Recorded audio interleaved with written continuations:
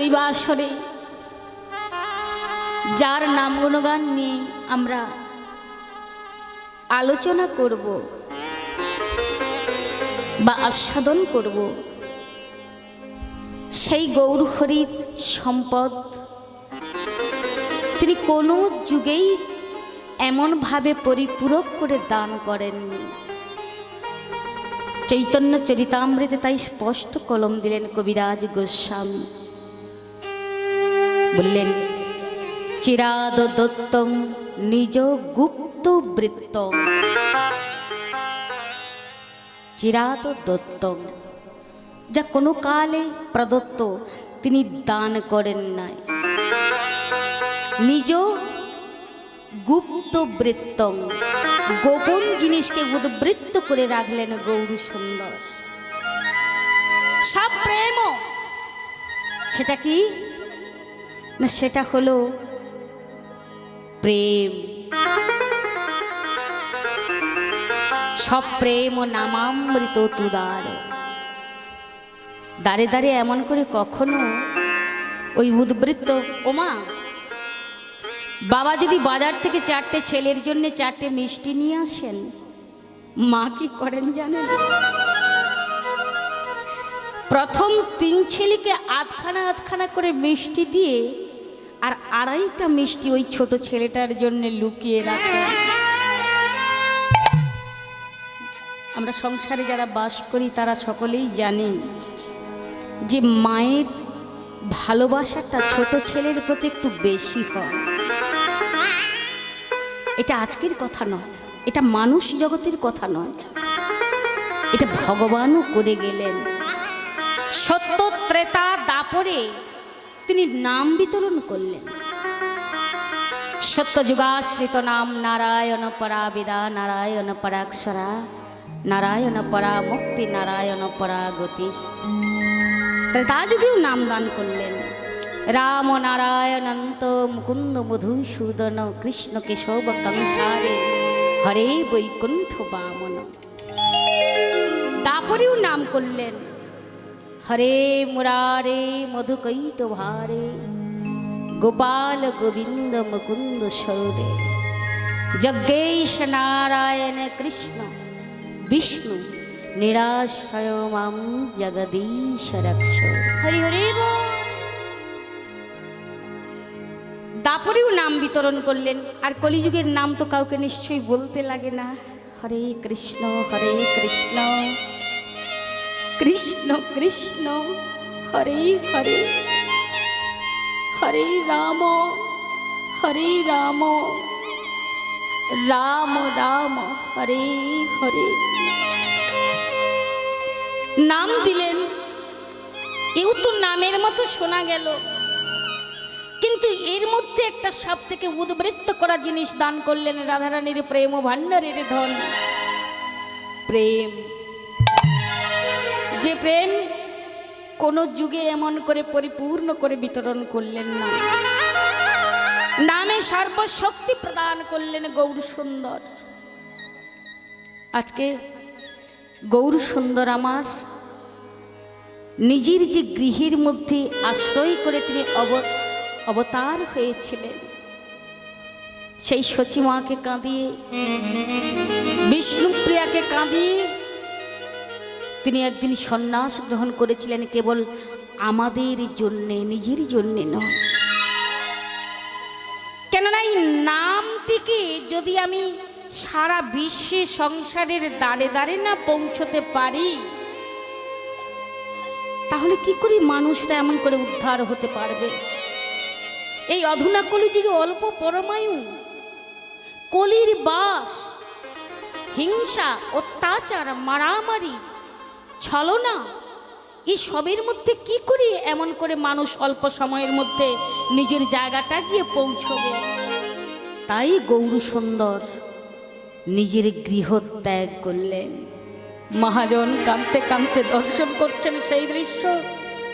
তাই তো পদটি রচনা করলেন, অখিল ভুবন ভরি ভরি হরি রস বাদর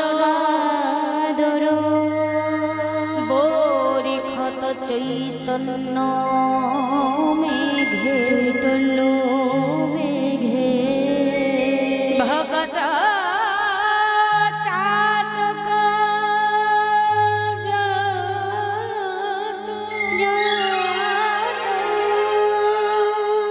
পিবি পিবি অবিরত বিরত অনুক্ষণ প্রেম ধন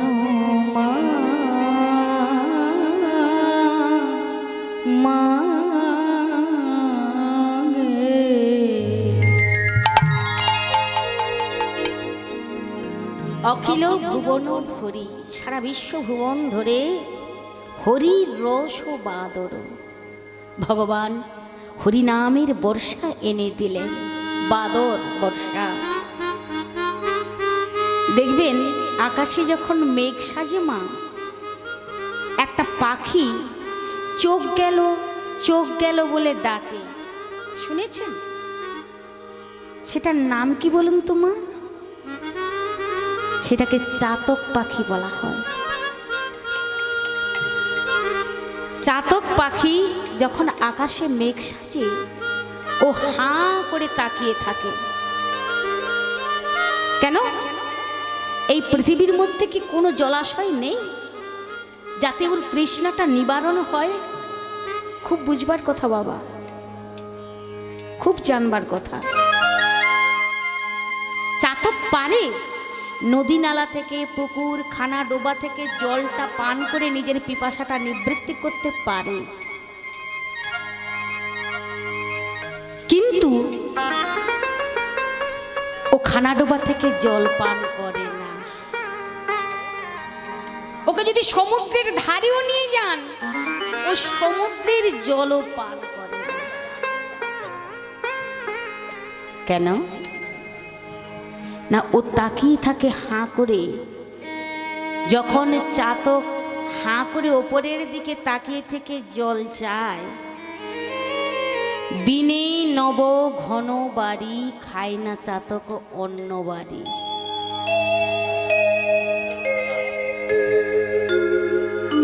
কেন না? ওই বাড়ি নতুন মেঘ থেকে বর্ষা না হলে চাতকের গ্রহণযোগ্য হয় না।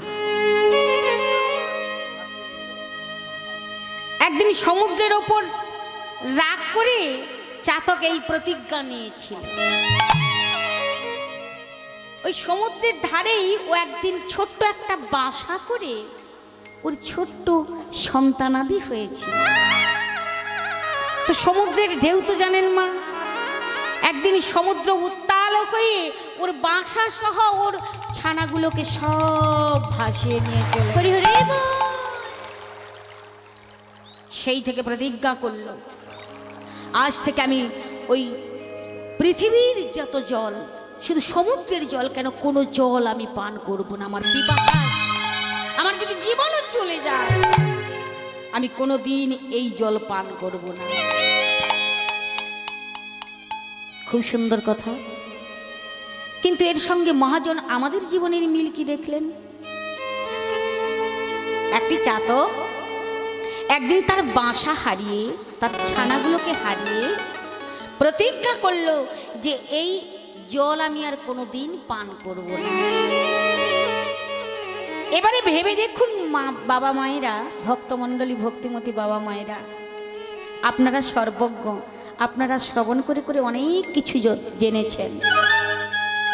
তো এখানে আমাদের জ্ঞাতব্যের বিষয় হলো, আমরা সংসার করেছি প্রত্যেকে, সংসারে বাচ্চা, সম্পদ ভগবান কি দেননি? সব কিছু দিয়েছেন, কিন্তু ওই মাঝখানে যে মায়ারূপ জলটা দান করে রেখেছেন ভগবান, আমরা কিছুই বুঝি না। এই মায়ারূপ জলে যদি কোনো মানুষ একবার ডুবে যায়, সেখান থেকে আর ভগবত দর্শন তো দূরের কথা, নিজে কোথায় থাকবেন সেটুকু স্থিতি পান না। ভগবানের বিষ্ণু মায়ার আলো তার কাছে কোনোদিন প্রকাশ হয় না। ফলে কি হয় না, ওই যে 84 লক্ষ জনই আবার ফেরত যেতে হয়। স্থাবর 30 লক্ষশ্চ জলের 9 লক্ষ কৃমিয় 10 লক্ষশ্চ রুদ্র লক্ষশ্চ পক্ষিণ পশব 20 লক্ষশ্চ 4 লক্ষস্তু মানবা এতেষু ভ্রমণং কৃতা ভ্রুদিজত্তম উপজায়তে মনুষ্য দুর্লভং জন্ম যদি সাত কৃষ্ণ সাধক। এক একটা জন্ম থেকে আমরা কত কষ্টে উদ্ধার হয়ে এসেছি। প্রথমে আমরা কি ছিলাম মা? স্থাবর 30 লক্ষশ্চ 30 লক্ষ বার আমরা এই মাটি, এই ধরিত্রীর বুকে বৃক্ষ হয়ে জন্মগ্রহণ করেছিলাম। অনেক রকম বৃক্ষ, তা উদ্ধার পেলাম কোথার থেকে না? এখনো দেখবেন বৃক্ষরাশি উদ্ধার হচ্ছে ভগবত সেবায় লেগে। ভগবত সেবা ছাড়া কোনো দিন কোনো জন্মটা থেকে আমরা উদ্ধার হতে পারিনি। এবারে বলুন তো একটু ভেবে, কোন বৃক্ষ ভগবত সেবায় লাগে? চন্দন বৃক্ষ। ওই চন্দন বৃক্ষ হয়ে যখন জন্মগ্রহণ করেছিলাম, কোন সাধুর শ্রীহস্ত দ্বারা আমরা এসে ভগবানের অঙ্গে লেপন হয়েছিলাম।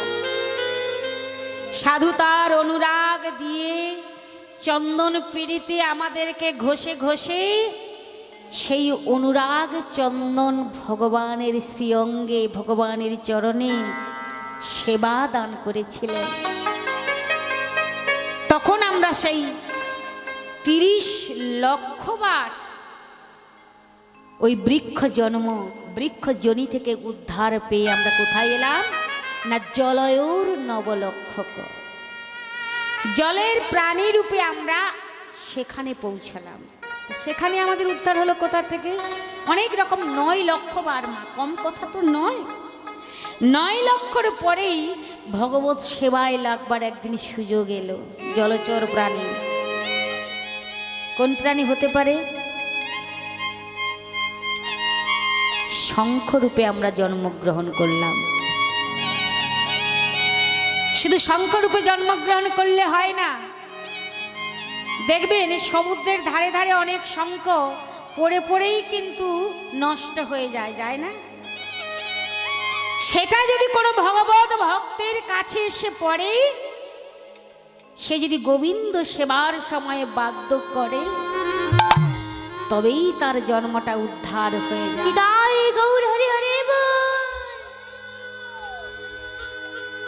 এবার সেই শঙ্খ থেকে, জলচর প্রাণী থেকে কৃমিও 10 লক্ষশ্চ, কৃমি রূপে, কৃমিকীট রূপে আমরা 10 লক্ষ বার এসেছি। এটা অবাক কথা। সব জিনিস লাগলো, চন্দন বৃক্ষ লাগলো, শঙ্খ লাগলো জানি, কিন্তু কৃমি কোন কাজে লাগে শুনেছেন? ভগবত সেবায় কৃমি কোনোদিন কাজে লাগে বাবা? লাগে না। না লাগলে কি করে আমরা উদ্ধার হয়ে এলাম মা? লাগে নিশ্চয়।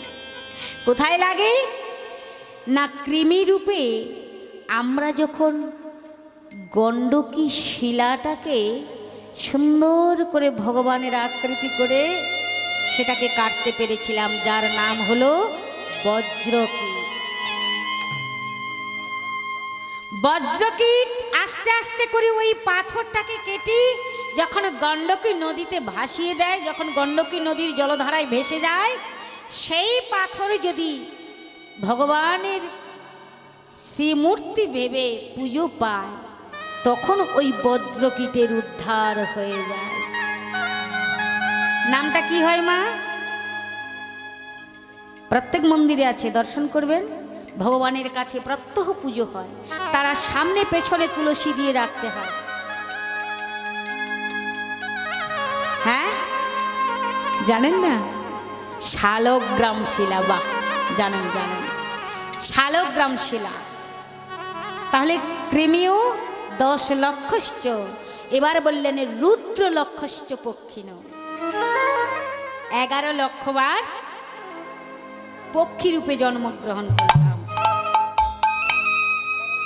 এবারে উদ্ধার হব কি করে? এখানে ভগবান দেখলেন যে এদেরকে উদ্ধারের তো একটা পথ দিতে হবে, না হলে আমার কাছে আসবে কি করে। দেখবেন আকাশে যখন মেঘ ওঠে,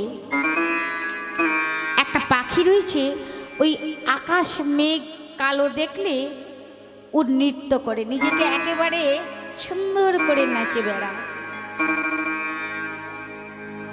ময়ূর, যে ময়ূরের পাখা আমার গোবিন্দ তার চূড়োর মধ্যে দেখেন, রাধে রাধে।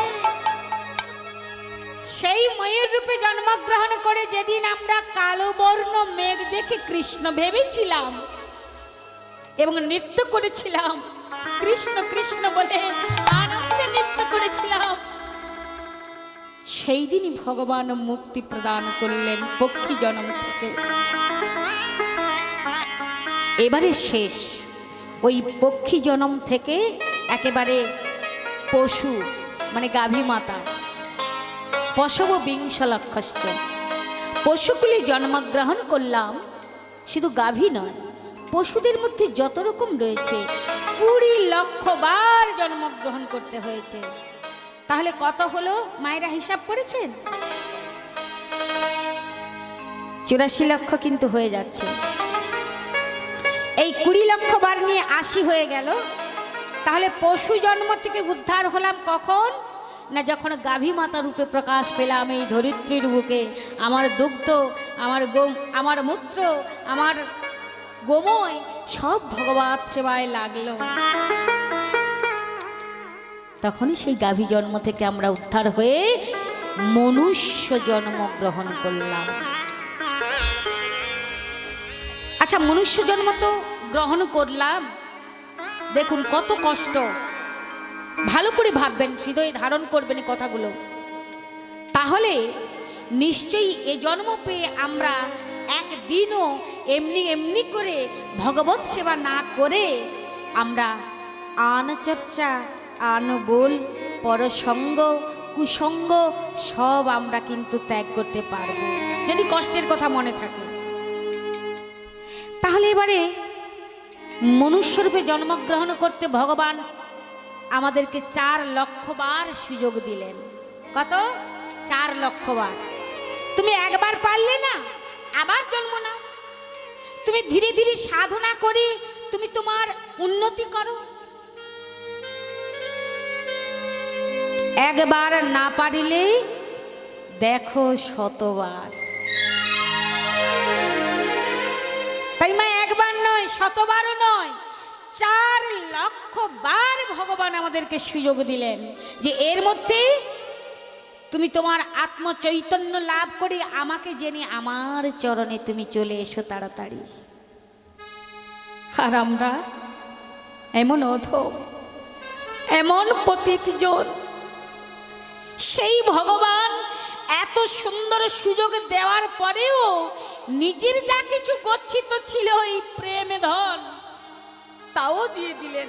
বলি না ছেলেগুলোর কষ্ট হবে, আমার যেটুকু রয়েছে সেটুকু দিয়ে আমি সাহায্য করি।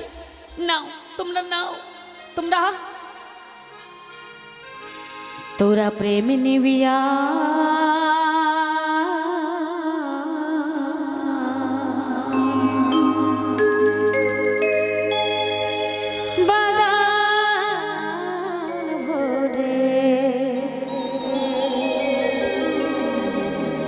বলে রে কৃষ্ণ না,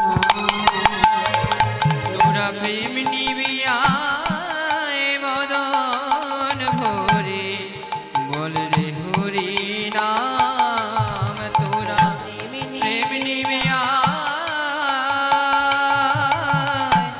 বদন ভরে,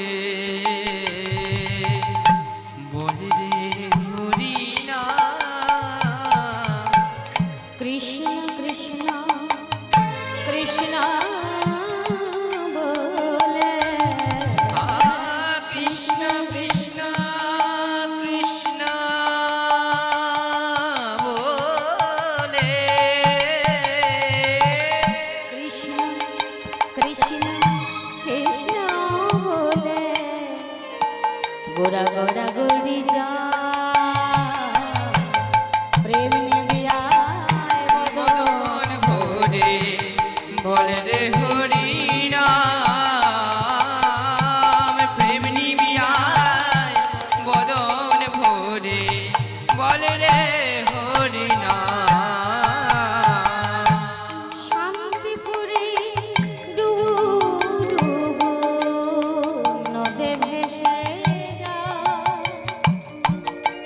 সে প্রেমে স্নান করে ধন্য হলো জগৎ যশা।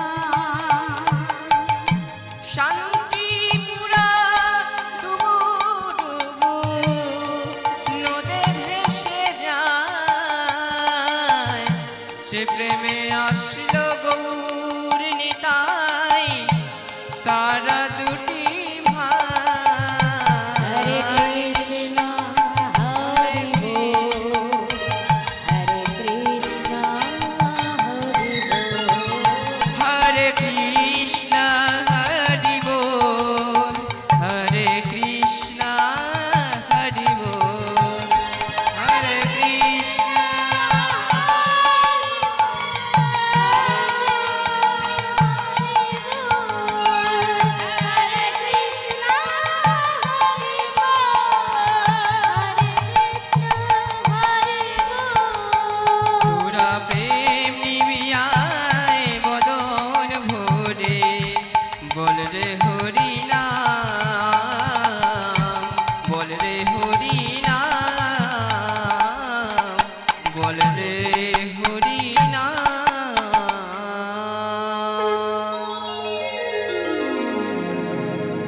সেই প্রেম সুধাকর গৌর সুন্দর আমাদের জন্য যে প্রেম দান করলেন, তারও অনেক পূর্বে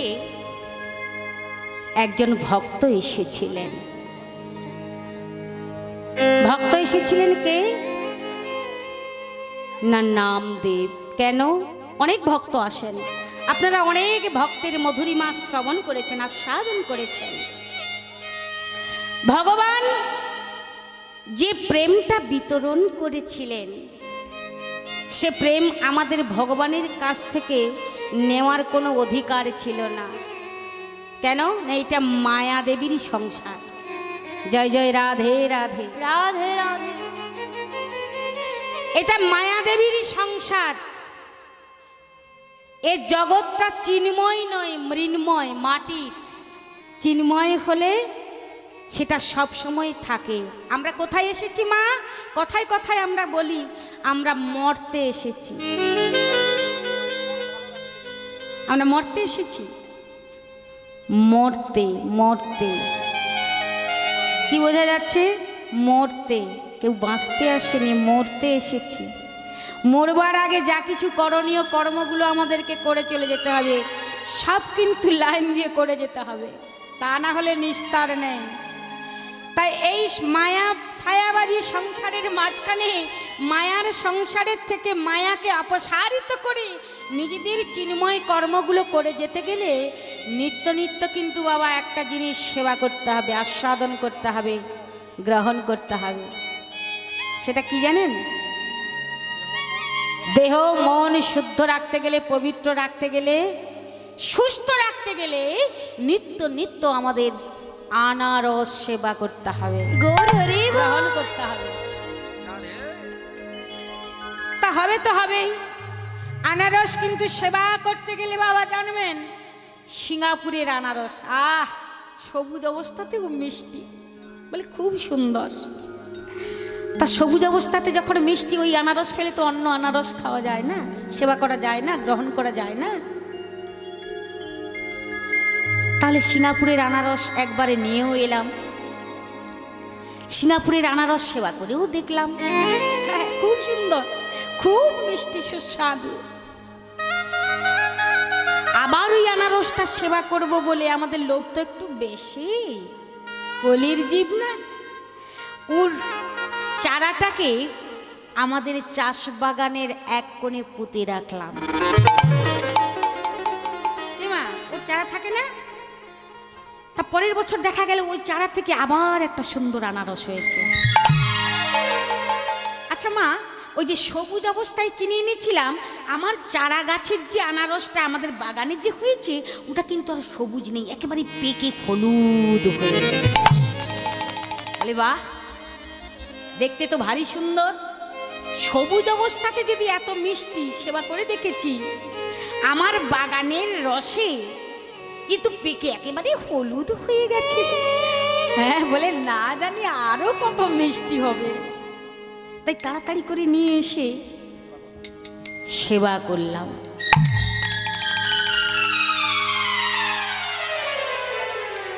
এই মিষ্টি আছে, একটু সেবা করে দেখো তো। একেবারে জলসা, টক। কেন? এই তো আশ্চর্য কথা। আরে মিষ্টি চারা গাছের ফল, এ মিষ্টি হবে জানি, কিন্তু টক হয়ে গেল কি করে? এ বেস্বাদ হলো কি করে? মহাজন এক পাশে দাঁড়িয়ে দাঁড়িয়ে শুনেছিলেন। বলছে ও তোমার বাগানের দোষ। বাগানের দোষ?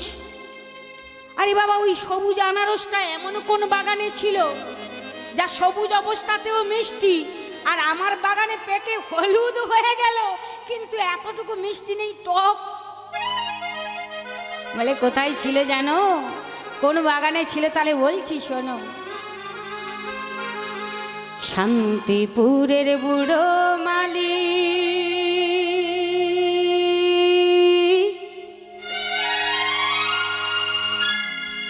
বৈকুণ্ঠ বাগান করে খালি, ও কি এনেছিল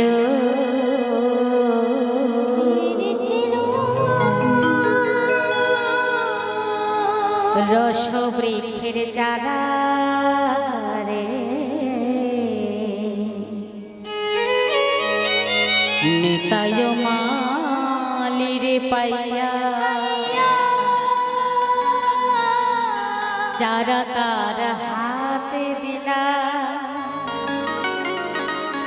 যতনে রবিতে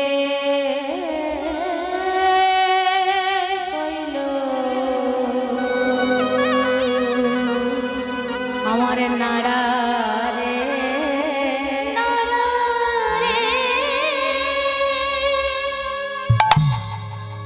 শান্তিপুরের বুড়ো মালি বৈকুণ্ঠ বাগান করে খালি, ওকে এনেছিল রসবৃক্ষের চারা রে, নিতাই মালির পাইয়া চারা তার হাতে দিলা, যতনে রবিতে কইল নাড়া রে। আনা রস, আমরা আপনারা ভেবেছিলাম বাগানের আনারসের সঙ্গে বললেন। আনারস চারাটি যখন এনেছিলাম বাড়িতে সবুজ অবস্থা, কখন থাকে আমাদের জীবনে? যৌবনকাল।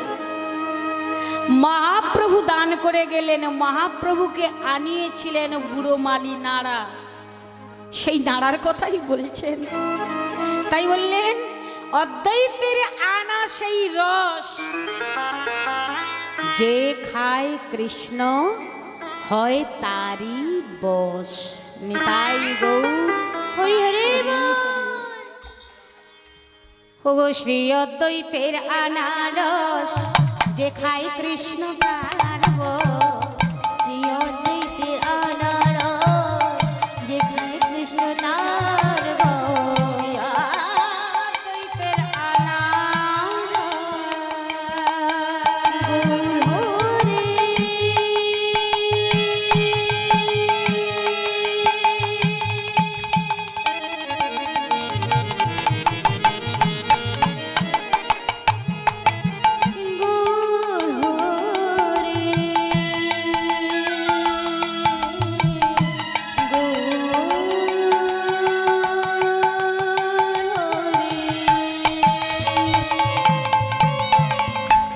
অদ্বৈতের আনারস, যে খায় কৃষ্ণ তার বশ। শ্রী অদ্বৈতের আনারস, যে খায় কৃষ্ণ তার বশ।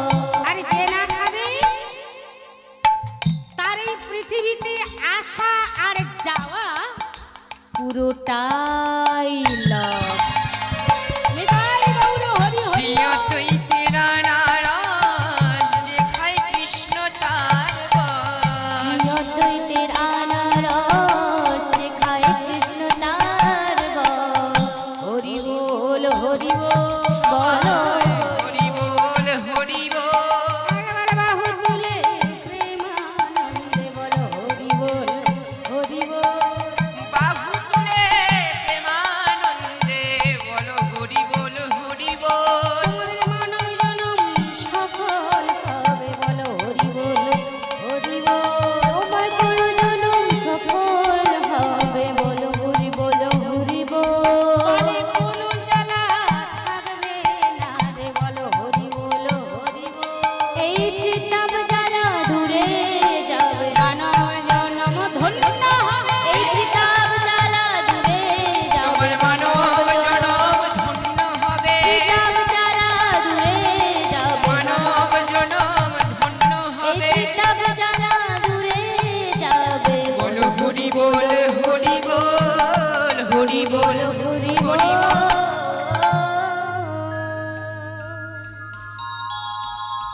বাবার এই ত্রিতাপ জ্বালা দূর করতে গেলে আমাদের কার কাছে যেতে হবে প্রথম বাবা?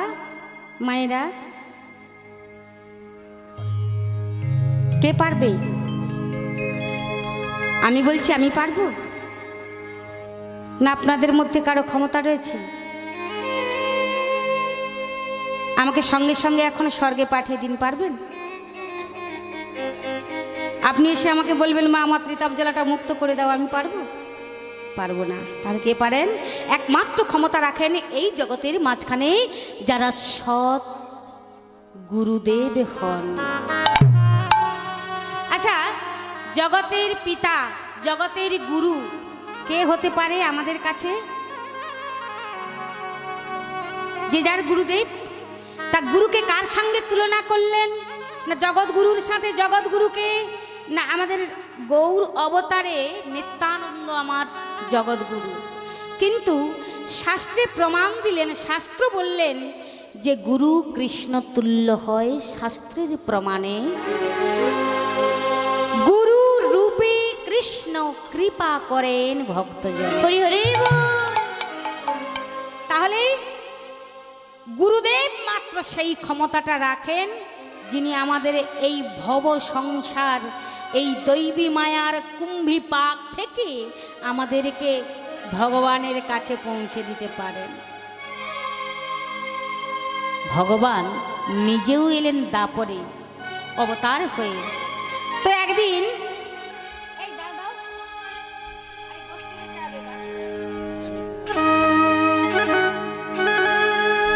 ভগবান মুরলিটি হাতে ধরেছেন আর নিত্য নিত্য তো গোঠি যান। তাই যখন গোষ্ঠী যাচ্ছেন বাঁশিটা বাজাতে বাজাতে চলেছেন ধীরে ধীরে। হ্যাঁ, বেশ মনের আনন্দে চলেছেন। গোপী মনোহারী ব্রজগোপীদের মনোবাসনা পূর্ণ করবার জন্য তিনি তো নিত্য নিত্যই যান, সেদিনও যাচ্ছেন।